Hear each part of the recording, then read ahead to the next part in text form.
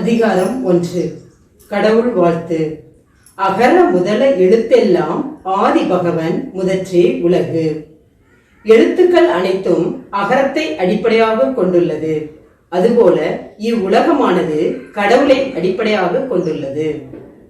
கற்றதனால் ஆய பயனின் கொல் வாடறிவன் நற்றால் தொழார் எனின். கடவுளின் நல்ல திருவடிகளை வணங்காதவர்கள் கல்வி கற்றறிந்தும் பயனற்றவர்களாக ஆவார்கள்.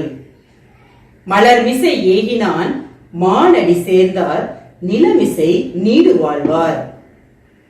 அன்பர்களின் உள்ளமாகிய மலரில் வீற்றிருக்கும் கடவுளின் பெருமை பொருந்திய திருவடிகளை வணங்குபவர்கள் இவ்வுலகில் நீண்ட நாட்கள் வாழ்வார்கள். வேண்டுதல் வேண்டாமை இலானடி சேர்ந்தார்க்கு யாண்டும் இடும்பை இல. விருப்பு வெறுப்பு இல்லாத கடவுளின் திருவடிகளை வணங்குபவர்கள் இவ்வுலகில் துன்பமே ஒருபோதும் வந்து சேராது. இருள் சேர் இரு வினையும் சேரா இறைவன் பொருள் சேர் புகழ் புரிந்தார் மாட்டு.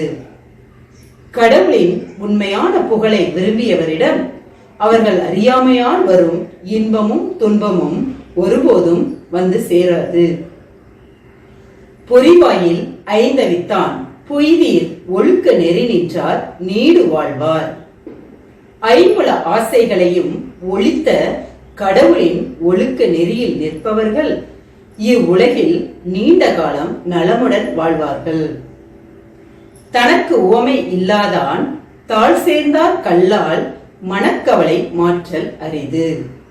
தனக்கு ஒப்பில்லாத கடவுளின் திருவடிகளை வணங்குபவர்கள் அல்லாமல் மற்றவர்க்கு மனக்கவலையை மாற்ற இயலாது. அறவாளி அந்தணன் தாழ் சேர்ந்தார் கல்லால் பிறவாளி நீந்தல் அரிது. அறக்கடலாக விளங்கும் கடவுளின் திருவடிகளை நினைப்பவர்க்கு அல்லாமல் மற்றவரிடம் பொருளும் இன்பமும் ஆகிய கடலை கடக்க இயலாது.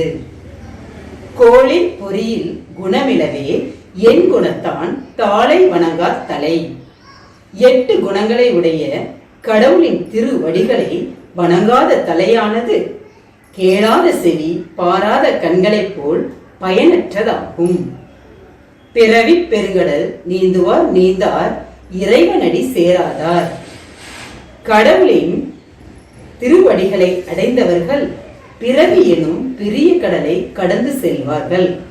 மற்றவர்களால் அதனை கடக்க இயலாது. நன்றி.